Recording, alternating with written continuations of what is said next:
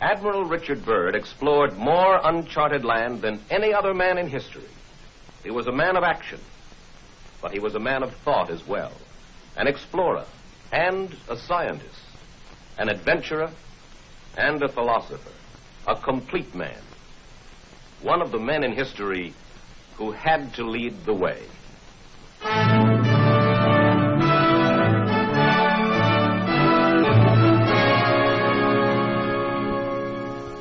On this expedition, we hope to fly across the South Pole into the mysterious land beyond to see what is there.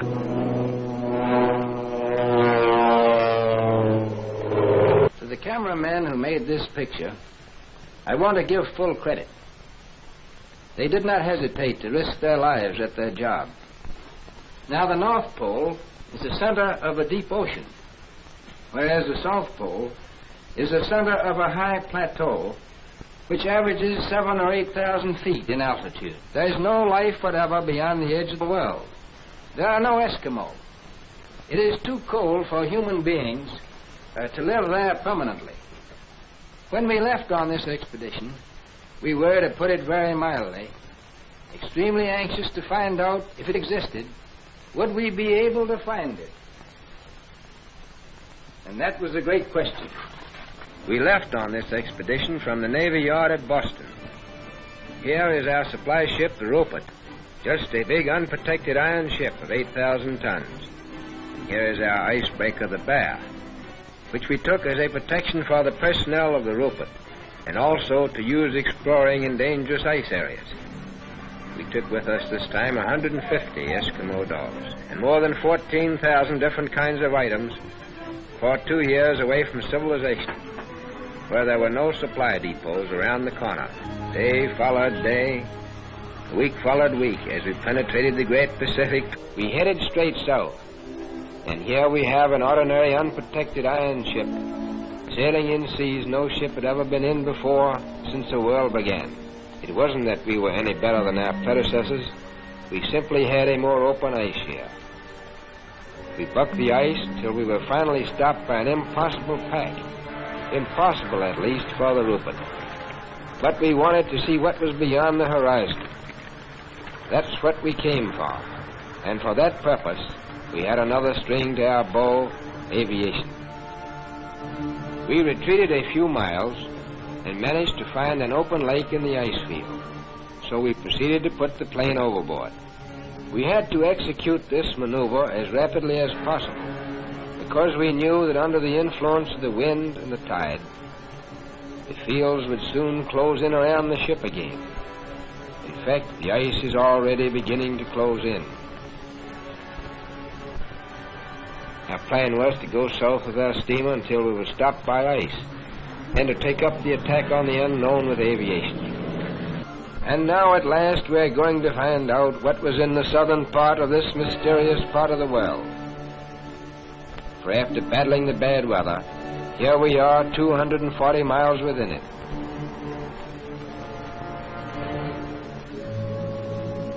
We came to this strange phenomenon, ice islands. This was a strange and weird sea. Steaming through these ice islands was an eerie sensation. Here was the twilight of the gods, and we were curious to know what these somber giants were guarding.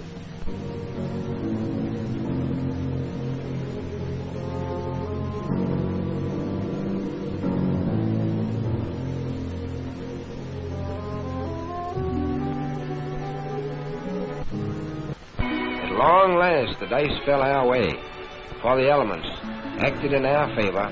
The wind and the tide, which had closed the ice in around us, finally opened the pack so that we could break our way into more open sea. We had added nearly 500,000 square miles to the Pacific Ocean. And here is our journey's end. At length we sighted that great natural phenomenon, the ice barrier.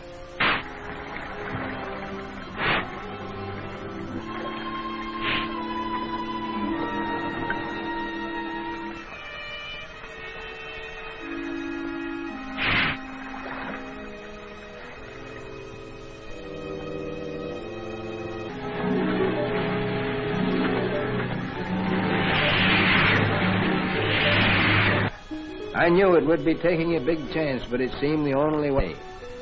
As we started alongside the barrier with our ships, suddenly the edge shifted.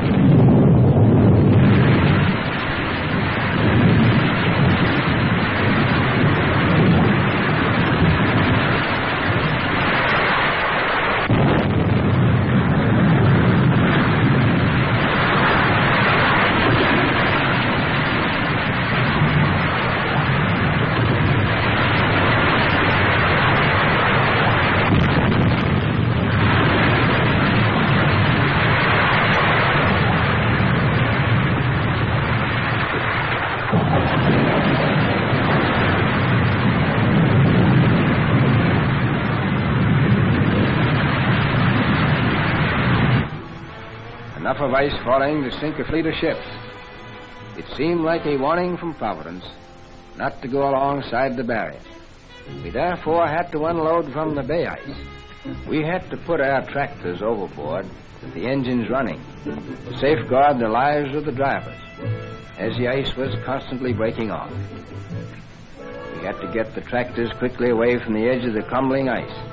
We came within an ace of losing overboard our principal plane of exploration, the William Hawley. It was a critical moment. At times, as the ice broke, then our supplies would fall into the water. We kept a man on watch with a life preserver on line as a safeguard for the men working on the edge of the ice. We were working against time to finish unloading before the fall freeze-up, when the ships would have to return to civilization. You can see what a tough job we had to transport 400 tons of material through this area.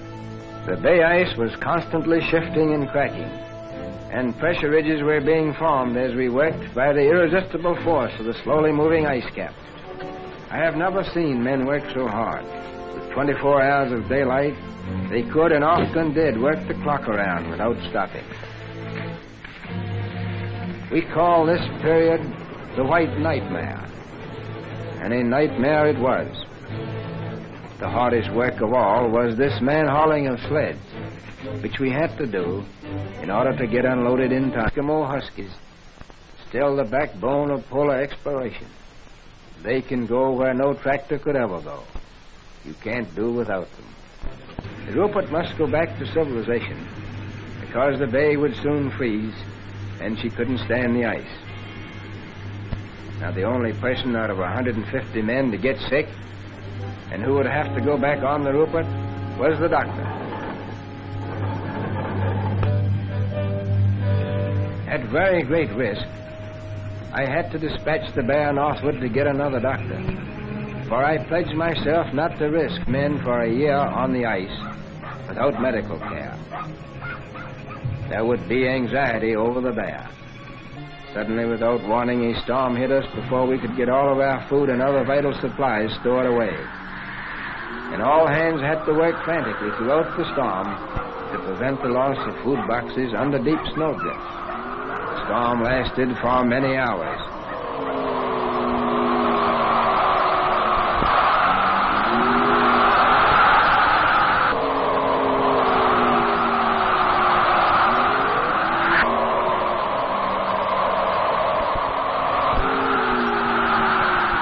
We found it chilly, working in the wind.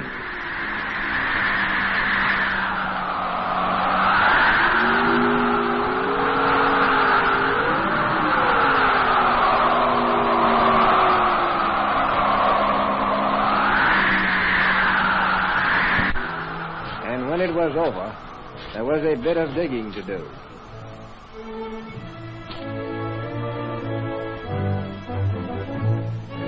And here is the original commando.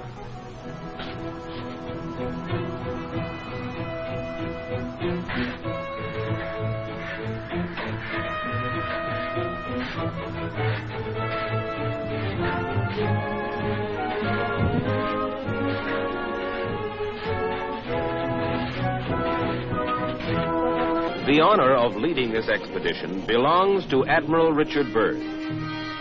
It is a gratifying experience for this 58-year-old explorer, who in the past had to raise his own funds for exploration. and who now has the resources of the United States Navy at his command. In 1955, 2 years before his death, Admiral Richard Byrd departs on his 5th and last expedition, but it's not simply an unknown continent or a distant ocean that lures adventurers like Richard Byrd. As he put it, here is a door ajar through which one may escape from the noise and chaos of civilization into the solace and harmony of the cosmos, and for a moment be part of it.